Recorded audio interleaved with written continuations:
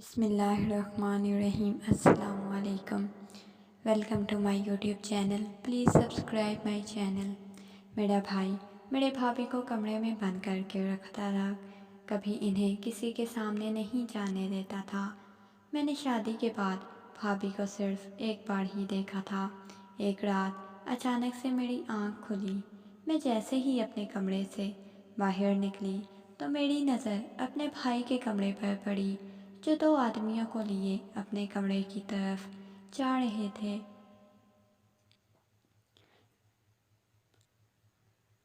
مجھے حیرت ہوئی، یہ دو آدمی کون ہیں؟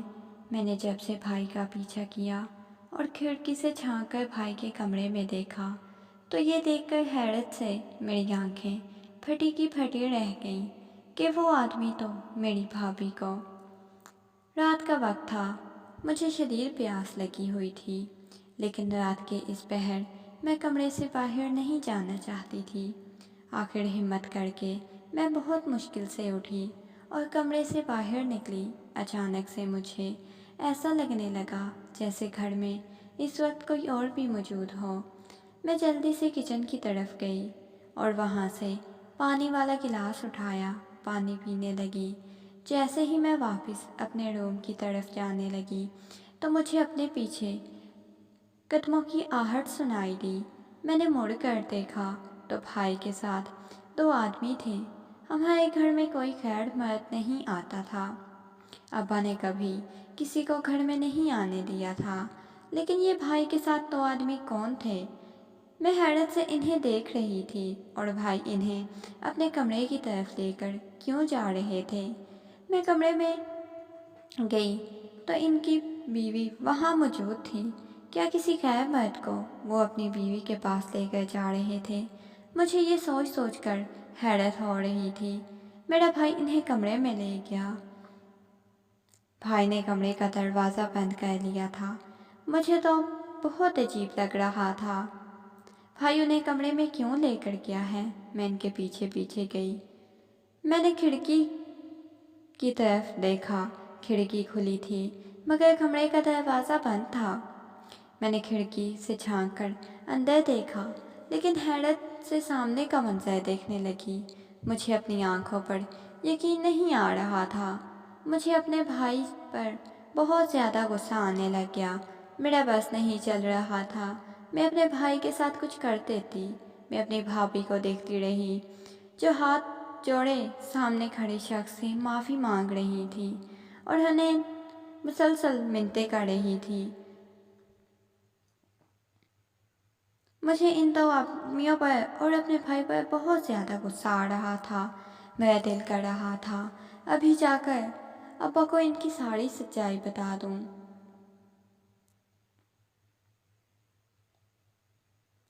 میرا دل بہت گھبرا رہا تھا۔ مجھے سمجھ نہیں آ رہی تھی میں کیا کروں۔ بھائی نے تو دو آدمیوں کو کمرے میں بلا کر اپنی بیوی کے ساتھ۔ میرا نام ملائکہ ہے، میری عمر 20 سال ہے۔ میں ایک ہی بہن تھی اور ایک ہی بھائی تھا۔ میں اپنے بھائی سے چھوٹی تھی۔ میرے بھائی کا مجھ سے بہت زیادہ لگاؤ تھا۔ میں اپنے بھائی کی بہت لاڈلی تھی، لیکن اچانک سے میرے بھائی بہت زیادہ بدل گئے۔ انہوں نے گھر والوں سے بات کرنا چھوڑ دی تھی، سب سے بہت دور رہتا تھا۔ انہی دنوں اماں بھائی کی وجہ سے بہت پریشان تھیں۔ جب ایک دن بھائی نے بتایا کہ وہ شادی کر چکے ہیں، یہ بات بہت حیران کن تھی کہ بھائی نے شادی کر لی ہے، ورنہ اماں ابا کی اجازت کے بغیر کچھ نہیں کرتے تھے اور شادی جیسا فیصلہ انہوں نے اکیلے کر لیا تھا۔ بھلا ان کے اس فیصلے سے اماں ابا کو بہت زیادہ دکھ ہوا تھا، لیکن وہ خاموش ہو گئے تھے، کیا کر سکتے تھے۔ بس عزت کی خاطر انہوں نے کہا کہ وہ اس لڑکی کو باقاعدہ بیاہ کر رخصتی کر کے اس گھر میں لائیں گے۔ بھائی بھی مان گئے ان سب کے لیے اور کہنے لگے لڑکی کے گھر والوں میں سے کوئی بھی نہیں ہوگا۔ اب بابا حیران بھی ہوئے، کہنے لگے ٹھیک ہے۔ بھائی کی شادی کی تیاریاں شروع ہو گئی تھیں۔ کسی کو یہ نہیں معلوم تھا بھائی نے ہم سے بھی بنا پوچھے شادی کی ہے۔ مجھے تو اپنے بھائی کی شادی کی بہت زیادہ خوشی تھی۔ ایک دن یوں ہی میں بھائی کے کمرے میں گئی تو وہ موبائل پر کسی سے بات کر رہے تھے۔ مجھے دیکھتے ہی انہوں نے ایک دم سے کال کٹ کر دی۔ غصے میں نہ جانے انہیں کیا کہہ رہے تھے۔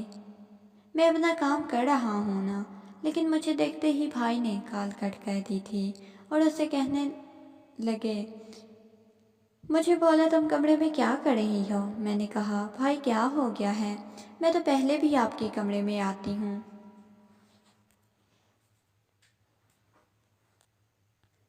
وہ مجھے کہنے لگے جاؤ یہاں سے۔ میں خاموش ہو گئی۔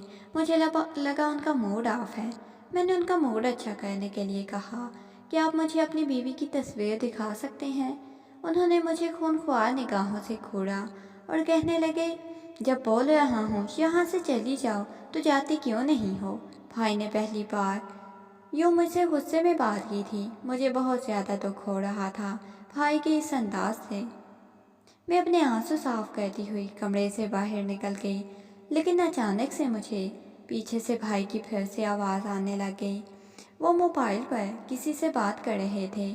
بھائی کی باتیں سن کر مجھے یقین نہیں ہو رہا تھا یہ میرا ہی بھائی ہے جو اس قسم کی باتیں کر رہا ہے۔ میں واپس اپنے کمرے میں آ گئی، لیکن سارے دماغ میں بھائی کی باتوں میں ہی الجھا ہوا تھا۔